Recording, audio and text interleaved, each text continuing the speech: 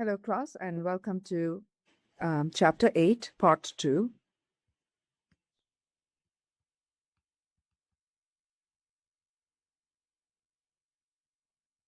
And here, our focus would be about estimating population mean. Previously, we saw population proportion, right?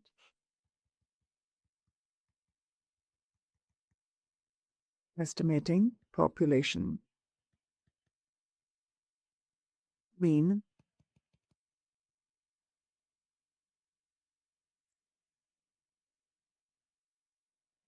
So if it's population mean, again, we can't go after the actual population. So we go ahead and use sample mean to help us with that. And so here we are, again, interested in 3 items. So we are talking about point estimate. So it's going to sound very similar, but please understand that that was all to do with population proportion.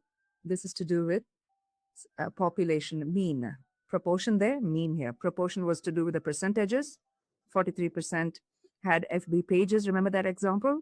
So here we're talking about mean, okay, the average. So point estimate.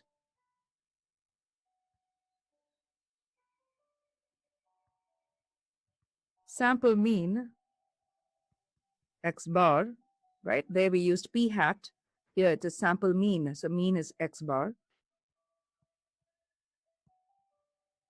Is the best point estimate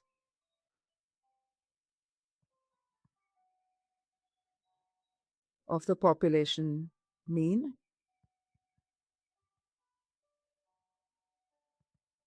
And we know we're familiar with this. Population mean has the symbol mu. Then confidence interval.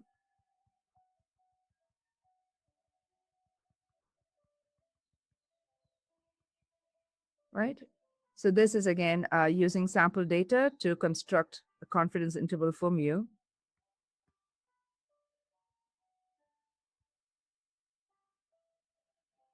So I can kind of give you a quick peek into how that will look. Remember there we had P hat minus E and P hat plus E. Here instead of P hat, we have X bar. So X bar minus E and X bar plus E. You'll begin to appreciate how they look very similar, right? And of course, we need to find the sample size that's necessary. So, and we also found the appropriate sample size in finding the or estimating the population proportion. We're going to do that here with the sample mean as well. So I want to, again, write out all the symbols and what they mean. So let's write mu. Mu is the population mean. X bar is the sample mean.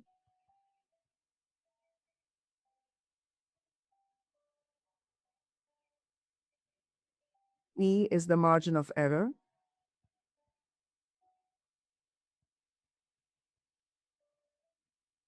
Okay. And N is the sample size.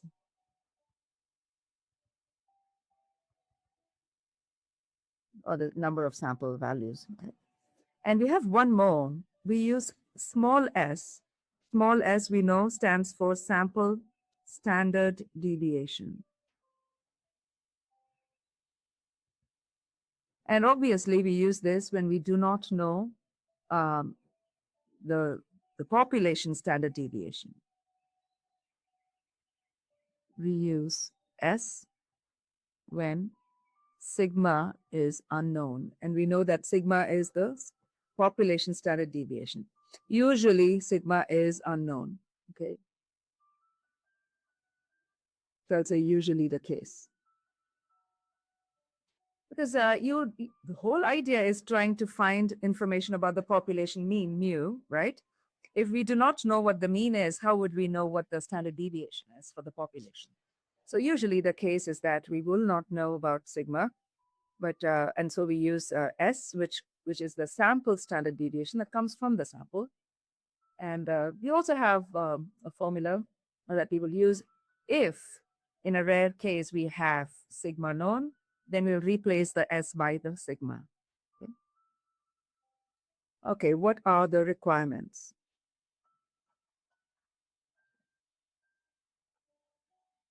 So all this is when sigma is unknown, right? Sigma is unknown because there are two ways. If sigma is known, then we will adapt the formula accordingly. So because of that, I'm going to write the requirements.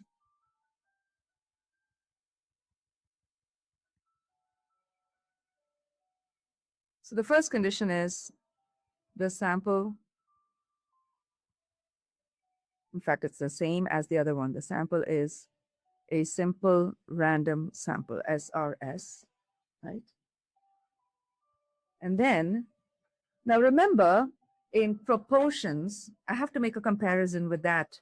That's how you're going to understand this better.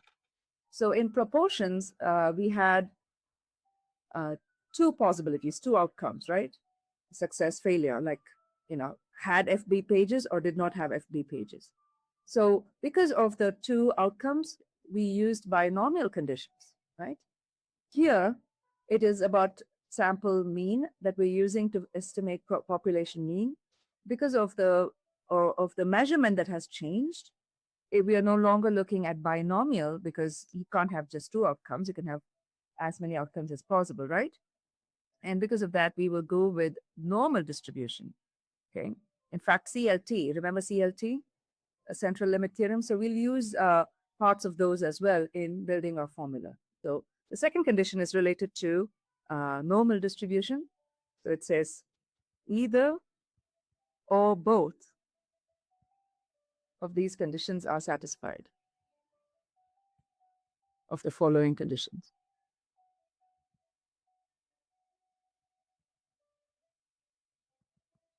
Must be satisfied. Okay. So what are they? The first condition is that it must be population is normally distributed.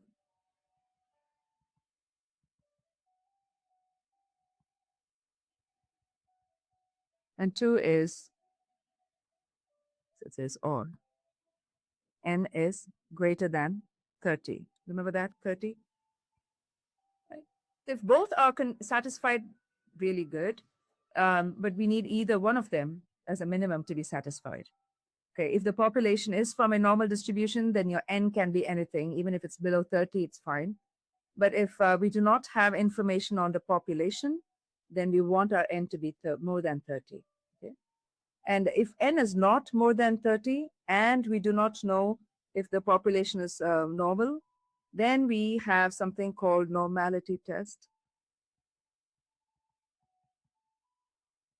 And that can be done using software to detect if the normality test passes.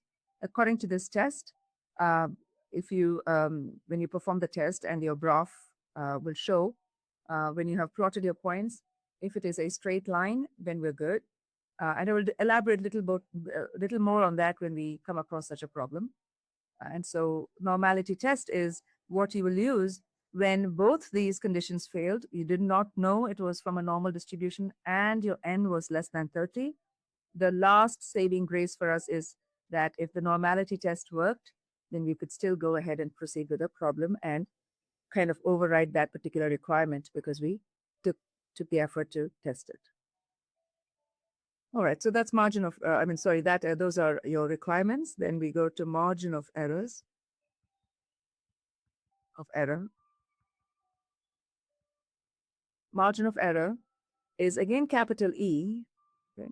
But there is something else here. Okay, we'll talk about that, but I want you to copy the formula first. Remember, we had Z alpha over 2.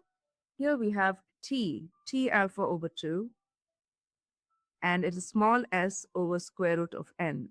And that part, if you remember, is the CLT, right? So Write this hint, you will understand that later when I discuss it. DF stands for degree of freedom, n minus 1. Okay. And then we know the confidence interval is very similar to the other one.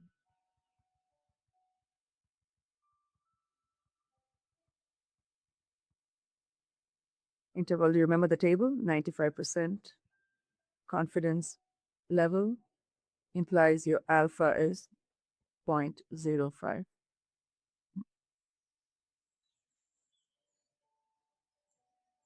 Okay. We'll talk about critical value.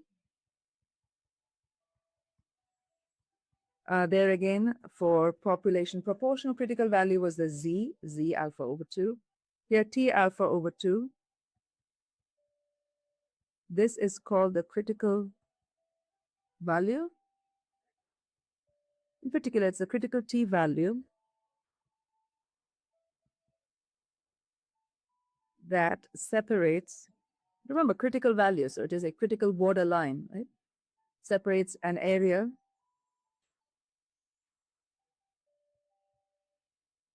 alpha over 2 in the right tail. Once again, it's very, very similar. Right tail of the student T distribution.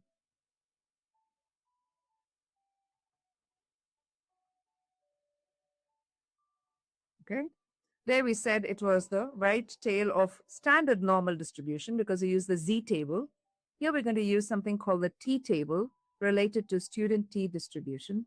Again, when I get to that, I will elaborate a little more on that. Then we have something called degrees of freedom.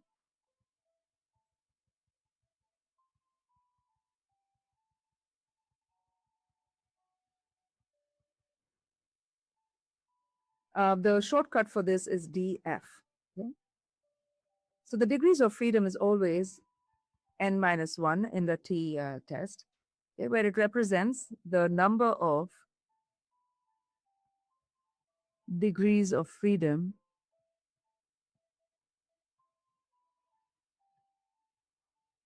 when finding the critical value.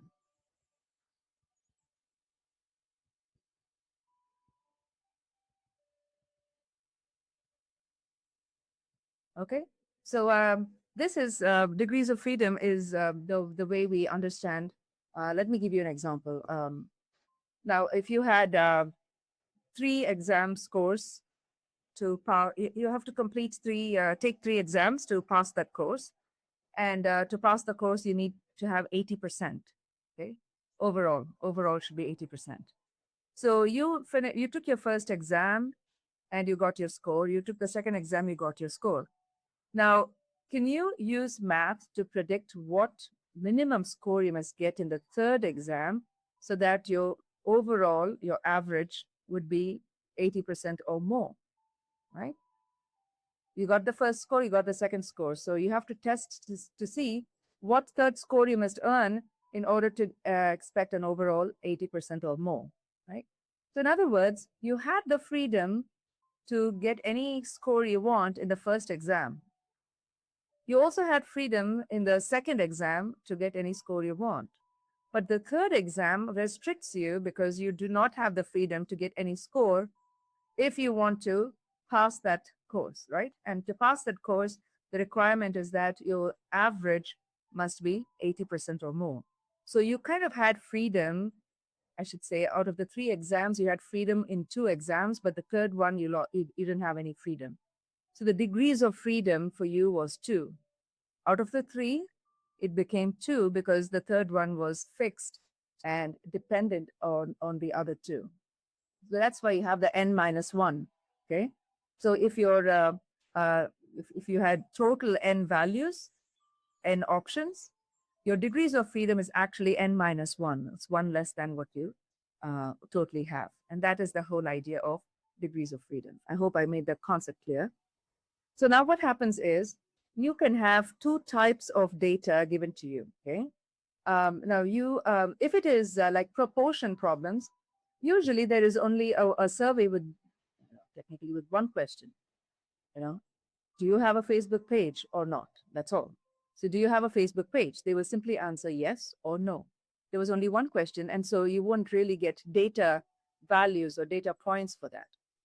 On the other hand, if you are talking about population mean, you need to have the data to punch in your data in your calculator and find the mean and all the other statistics, right? The mean, standard deviation, and so on. So there are two ways you can expect problems in this section, in this portion. One is that you're given the original data. The other one is they've given you all the details beforehand. Okay. So if you had original data, you have to use the uh, calculator or technology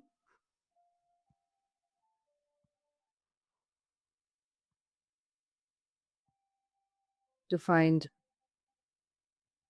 N, X, and S. Okay. So these were the ones we did early in the course. So that's what you'll have to do. If you had original data, you'll have to plug them in. If you have summary given to you, so I'll just say summary data, meaning they already gave these things to you. Okay. Use the summary given in the question.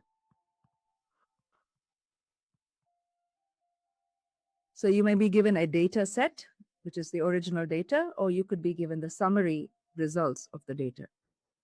Okay. Then let's talk about student T distribution.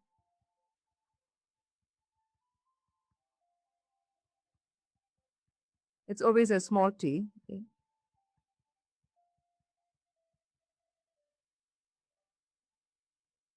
That says if a population has a normal distribution,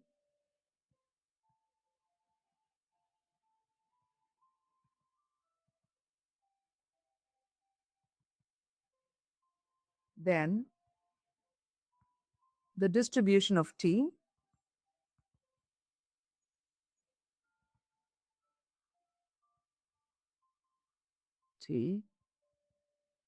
is x bar minus mu over s over square root of n. You must be familiar with this.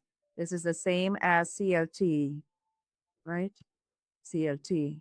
CLT said mu x bar is mu itself, but sigma x bar was sigma over root n. Remember that? And if it's this.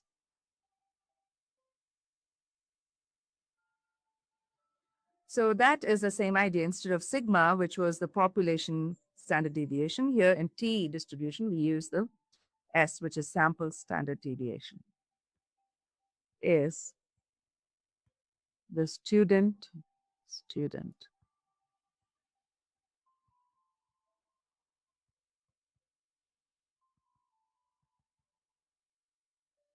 T distribution for all samples of size n.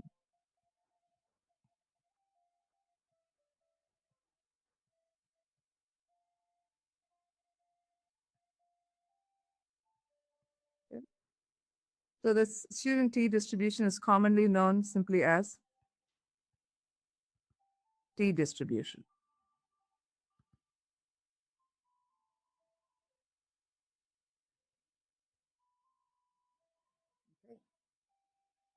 So what's going on with T distribution? What's really nice is T distribution can be used for samples, um, small sample sizes, and we can see that it behaves very much like a normal distribution, right? That's really interesting, even for smaller distribution.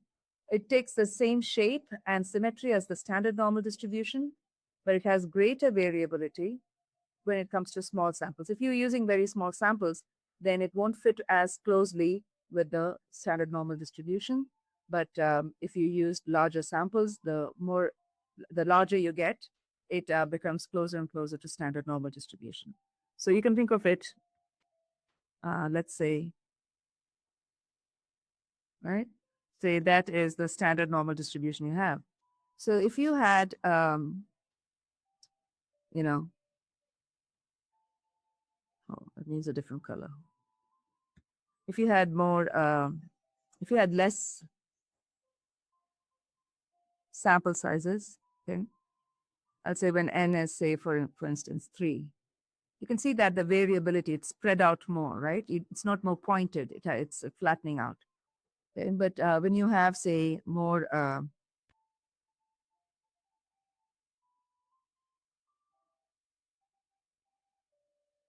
this could be the case if when n is, say, 12. Okay. So it fluctuates when you have um, the sample size too small, it becomes less, uh, you know, less normal. In other words, the variability is higher when you have small sample size. So we keep pushing for large sample size. And this was good to use when you really, really have normality in the background, but then you do not have enough samples. Then this is somewhat better compared to any other distribution. So I would just say the T distribution has general, that's why we like this, that's why we use this, has general shape and symmetry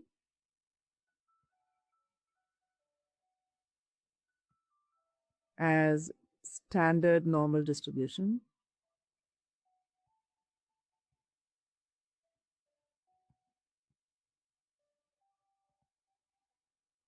Okay. And then greater variability, which is not a good thing, right? Greater variability with small sample sizes. Meaning if your n is really small, then the variability is greater. Okay. So you don't want it to be wider. And then there are other things like because it is very much uh, like the normal standard normal distribution. Standard normal distribution has z equals 0 as the mean. Here it has t equals 0 as the mean. Okay. However, standard normal distribution had, um, you know, the mean, the mean to be 1, right? So z was always 0, the mean was always 0, and the standard deviation was always 1.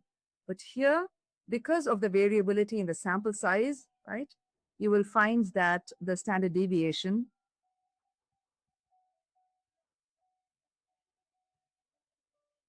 sample standard deviation right here, is greater than 1. That is the place where it differs from the standard normal distribution. Okay. However, we're saying that as n gets larger, things are happy again because your student t distribution becomes more like a standard normal. So student t distribution gets closer to the standard normal distribution.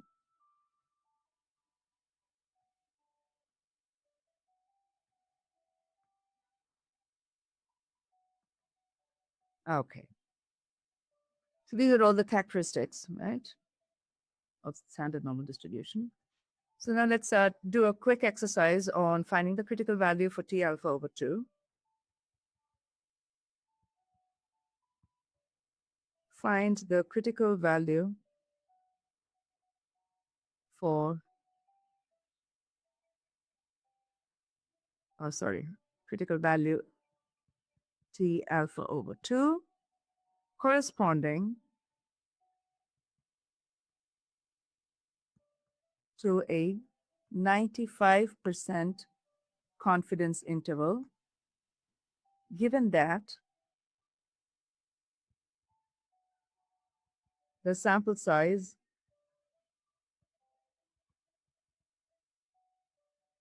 n equals 15. Okay, so this is slightly different from your z alpha over 2. For z alpha over 2, we just needed the confidence interval. I'm sorry, the level. I just put I. It's not an interval, it's a level. So we just need the confidence level to help us find z alpha over 2. But here T alpha over 2 is needs both the confidence level as well as the sample size. Okay. So for this, again, you can use technology to do this. And I want to show it to you using the T table. Okay, we have a special table for this. So if we look at, let's say, the T table looks like this. Just like the Z tables that we used, there is another set of tables called the T table.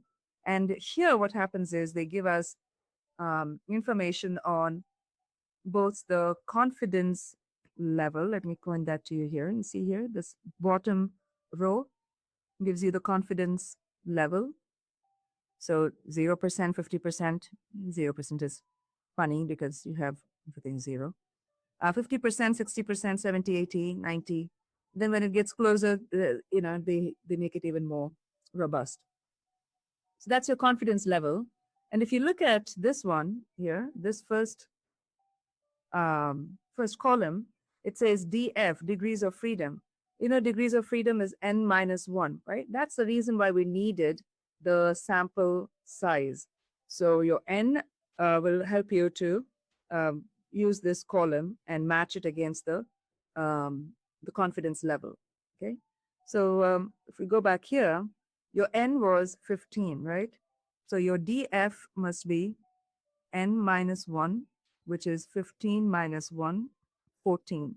You're looking for DF, that's 14, versus confidence level, which is 95%. You need these two details to be able to use that table.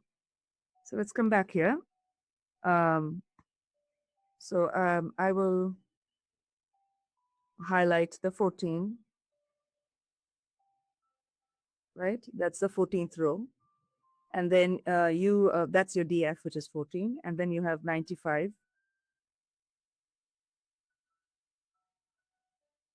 Okay. So you have that. And see where they overlap. It overlaps at 2.145. Okay. So that is what our T alpha over 2 will be. So it's taking care of all the calculations. In fact, you can see here, it's giving you almost everything: cumulative probability, one-tailed, two-tailed. So I'm going to kind of still elaborate on this, but this table is really cool because it gives you all those details. Let's come over here. And once again, because T table, T distribution, looks very much like the standard normal, we want to find this again is T equals 0. You're trying to find T alpha over 2 so that that becomes the borderline for the critical region. Now, if you look at the 95%, this is 95%. So your T also has two tails, just like so you have two ends that will share the remaining 5%. So let me write here. So CL is 95, which means alpha is 5%, which means alpha over 2. One of the tails is 2.5%. 2.5 is 0.025 for each tail. And as always, we want only the right side because the left would be a negative T alpha over 2. We just want to deal with the positive T alpha over 2. It helps in our calculations. And if you look at the 0.025, that's the shaded region to the right, but you want the cumulative area to the left of T alpha over 2. Cumulative area to the left of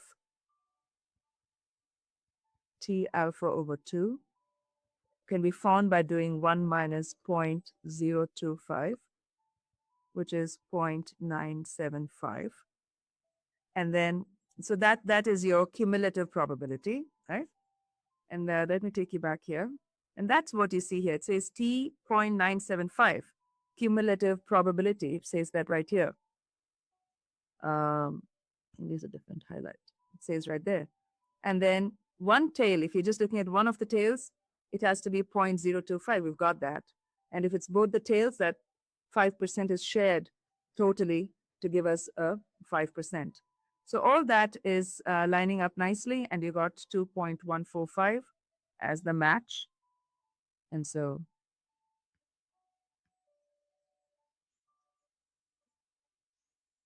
come back here and you say T alpha over 2. And that alpha over 2 was 0.025. So sometimes they write the value there is 2.145. And so I can come back here and say, okay, T alpha over 2 is 2.145. So that's the point there. That's the border line that separates the significant from the insignificant. Okay. And then we'll look at the formulas. The formula is again the same for um, um, finding the point estimate and E from confidence interval.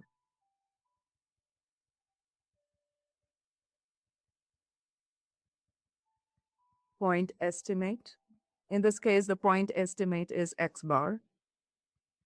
There it was P hat. And E, margin of error is called the same E, but the formula will be different. So again, this E is to do with the mean.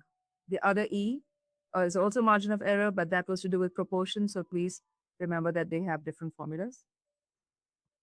This is when you're given a confidence interval. So the formula is the same as last lecture. So point estimate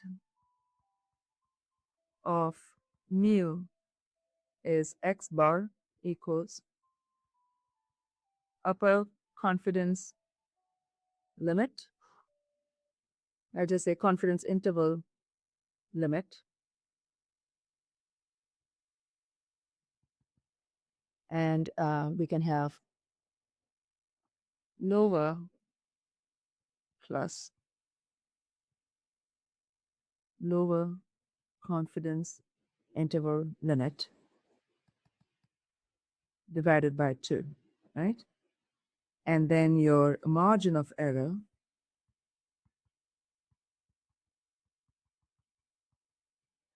E would be upper confidence interval limit minus lower confidence interval limit divided by 2. We got these two. Oops. And if you want to find the sample, to determine the sample size, what's the required sample size, then we have to use, oops, went too far down. Okay. To determine sample size,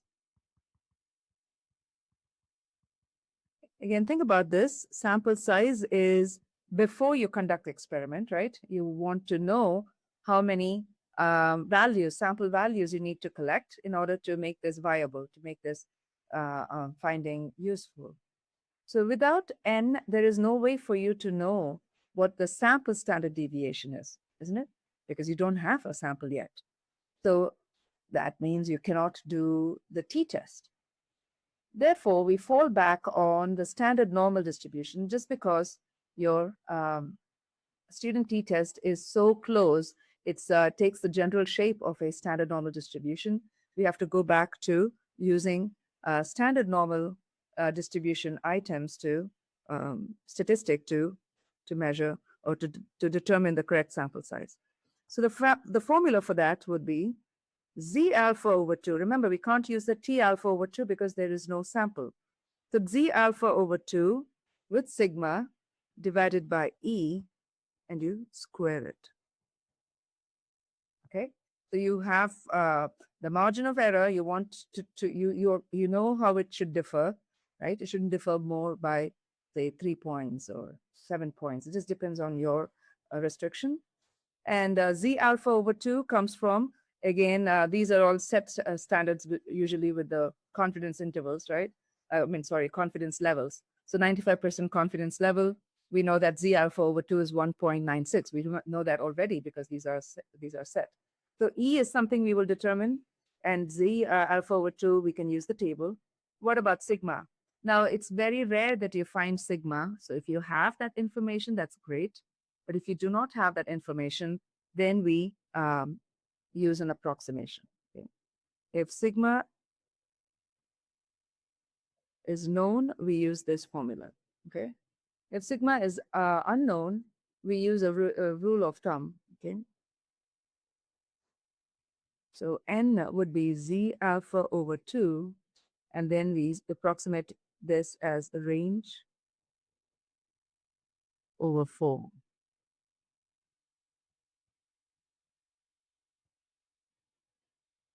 Okay. There again, your range has to come from your sample data, right? So without knowing sigma, there are certain values that are difficult for us to calculate. But the more sample data we have, we can start improving our estimated value of um, sigma. Okay. But if you had rule of thumb, so if there was a sigma that was known from an earlier study,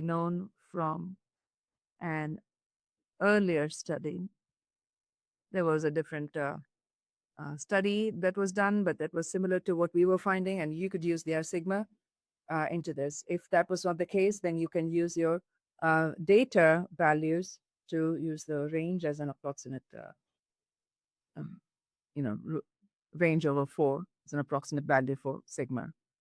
So rule of thumb is that sigma is approximately range over 4.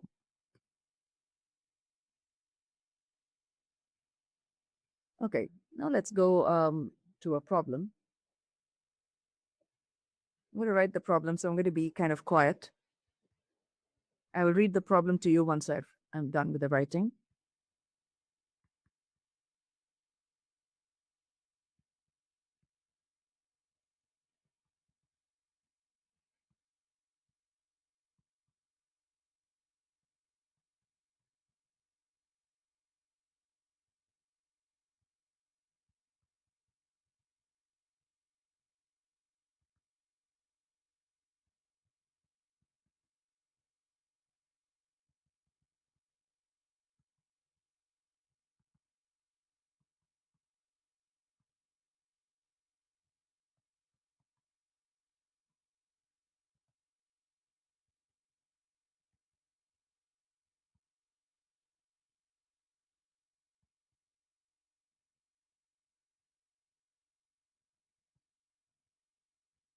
Mhm. Almost there.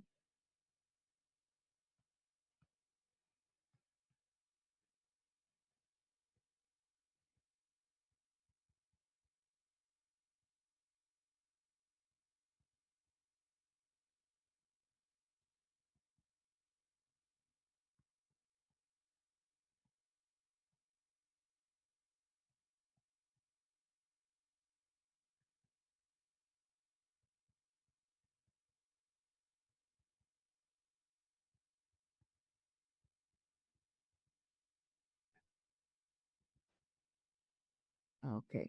I could have shared another screen with a problem, but we seem to have problem when we switch between screens, it seems. So I just didn't want to take that risk. But I will eventually do something to that effect to not spend dead space, dead air time, just writing down the problem. But you guys are very good, so you should be fine. All right. Assume that we want to estimate the mean IQ score for the population of statistics students. Mean IQ score. How many statistics students, must be randomly selected for IQ tests if we want 95% confidence that the sample mean is within 3 IQ points of the population mean? So try to understand the story. So it's the population is all statistics students, right? And our interest is to estimate the mean IQ score. You see the word mean, it is X bar mu situation. It's not the p hat p situation. It's a X bar mu. Okay. How many students? So look at that question. How many? How many means n. What is n? How many students must be randomly selected for IQ tests if we want 95% confidence that that the sample mean is within 3 IQ points? Within 3 IQ points. That language tells you that the error should stay within this, right? So that is your margin of error. Please remember that. It's not going to come to you explicitly as margin of error. So you are trying to see if there is a physical word there that says error, or if it explains that the error must be within certain points, should stay within those limits. All right. So we got enough clues. So for 95% confidence level, we know that alpha is 5% or 0.05. And we are using the N formula uh, for this problem. So N formula requires you to do the Z alpha over 2. And we know that Z alpha over 2 for 95% confidence level is 1.96. Okay. Actually, this table here, right at the bottom, this one also gives the 95% as 1.96 here, the green one, because it is to do with the Z. And so for all the familiar ones, the standard ones, the T table has incorporated the Z because they know that if we were to determine the sample size, we may need the Z part of it. So how clever, how thoughtful. So they have that there. And here, we can talk about, where are we? E. So we'll take E to be three IQ points, right? It didn't say 3 percentage points. It said 3 IQ points. And moreover, this is not to do with percentage, right? It's the mean. So the mean is the measurement without percentage. So we have 3 IQ points literally as 3. Okay. And for sigma, right, we need to enter sigma, and we are not given sigma. So sigma is, uh, yes. So sigma is not given to us.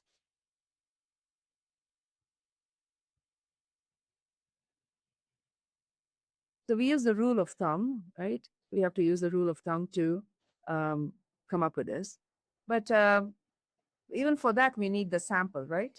So to kind of help you with this problem, um, I want to suggest that in another study, sigma was known to be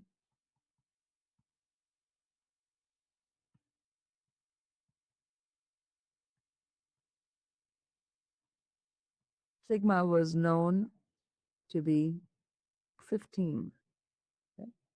If I give you that information, then you can see that you can start calculating your n. N is z alpha over 2 sigma over e. And this has to be squared. So then that is 1.96 times 15 divided by 3, the whole squared. That comes out to be 96.04, approximately 97. We always round up. And your n comes out to be 97. Okay. So you need to have you need to obtain a simple random sample of at least 97 with your IQ scores. So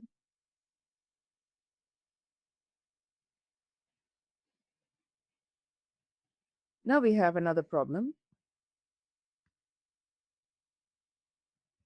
Use 15 birth weights of girls given below. Okay.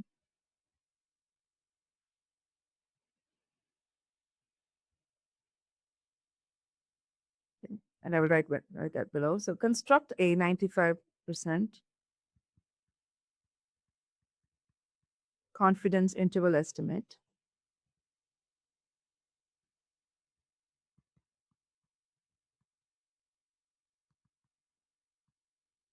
of the mean, that's the big hint, right? Of the mean birth rate of all girls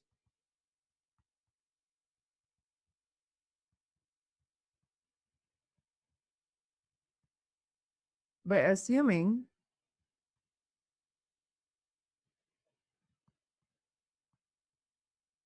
that sigma is known to be 2.9 Hg. That's the measure. Okay. And here's the data: 33, 28, 33, 37, 31, 32, 31, 28, 34, 28, 33, 26, 30, 31, and 28. Okay. Make sure we have 15 of them. Okay. And this is the data we have. And we are supposed to find the CI, confidence interval. Okay. So let's get to that. All right. Let's do the requirements check.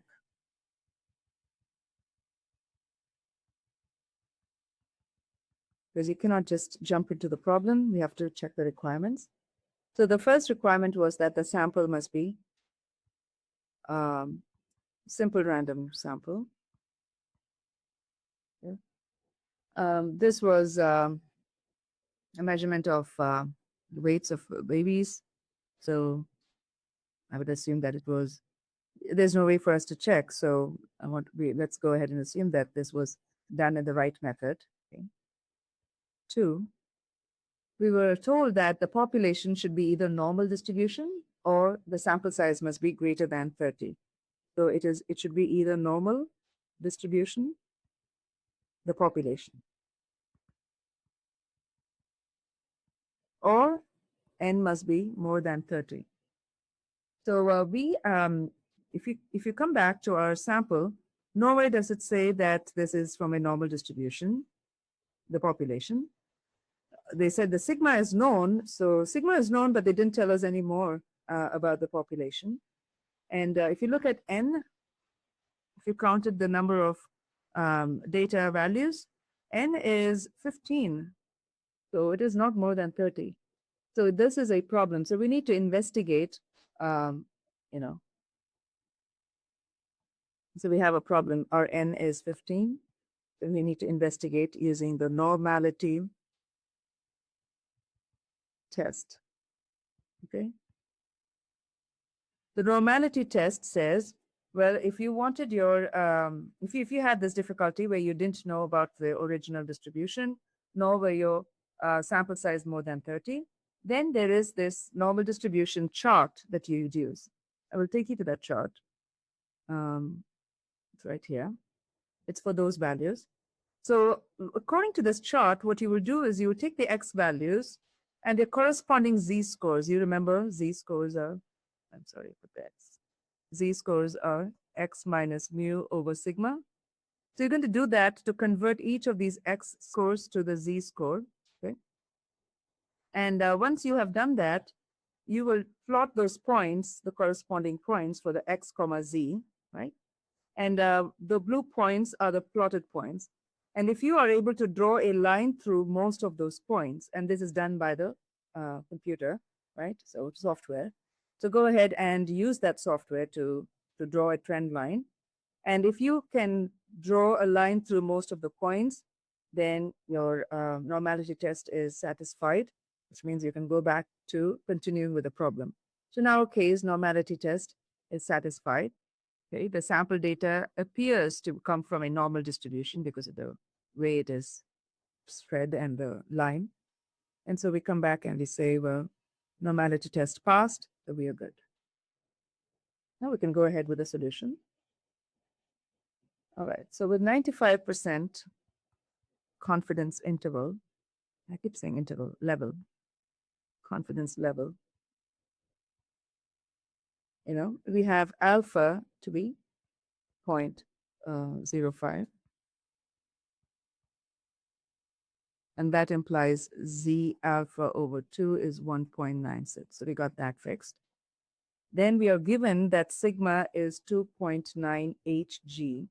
But because these are rates of birth rates of baby girls, I would assume that Hd would stand for the hectograms. So 2.9 hectograms. N is 15. What else do we need? We need the E, right? Because we need to find X bar, um, X bar, S, E, all those things to find the T. But for now, I need to find X bar. But before that, let me find the E. Because to find E, I don't need the X bar. So Z alpha over 2 times sigma over square root of N. Well, we use this formula because sigma is known, right? If sigma wasn't known, we would use the S.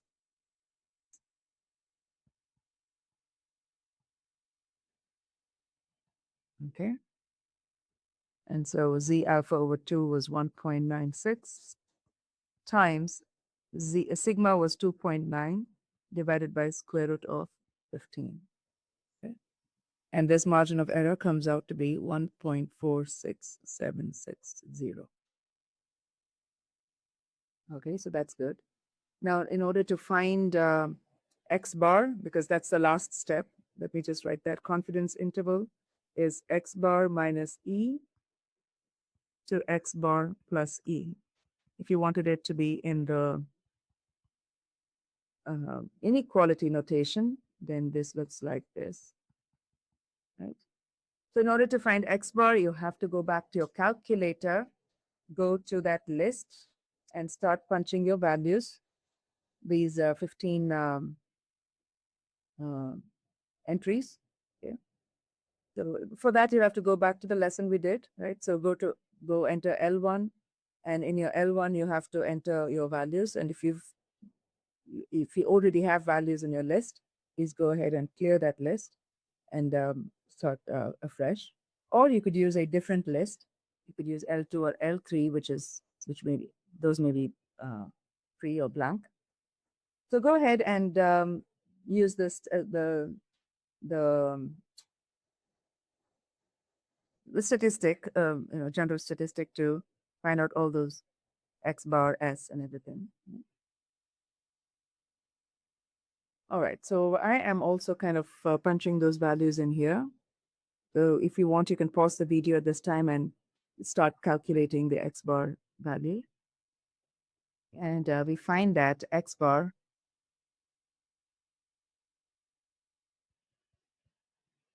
is 30.9 Hg. We already found the E, so we are ready to plug that in. So confidence interval comes out as 30.9 minus 1.46760, comma 30.9 plus 1.46760.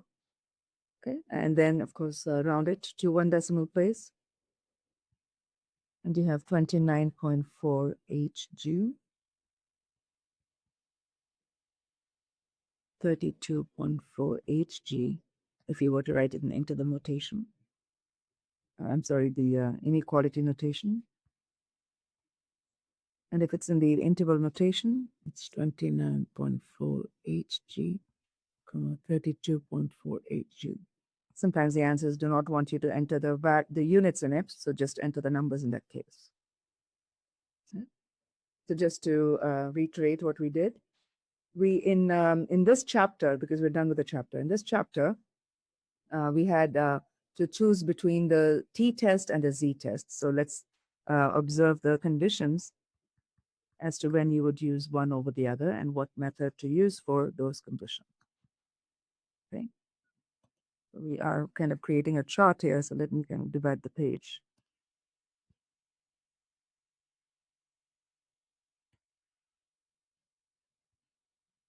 Sigma not known, if that's the case. And normally distributed population,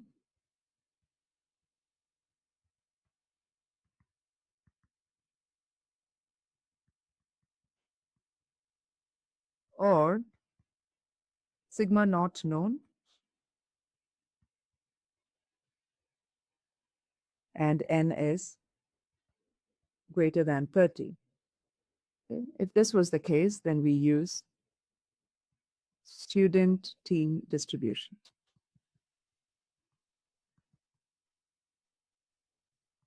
Okay, that's one.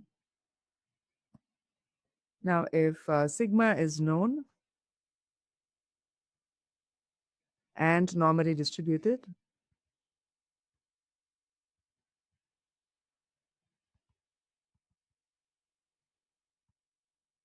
population,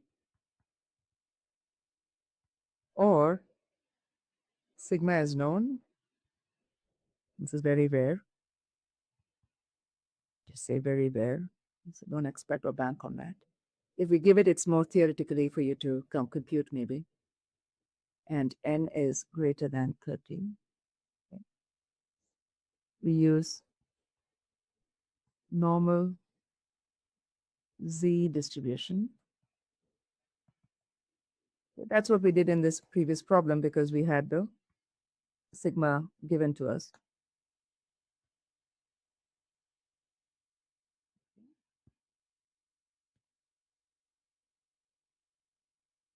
One more. Population is not normally distributed.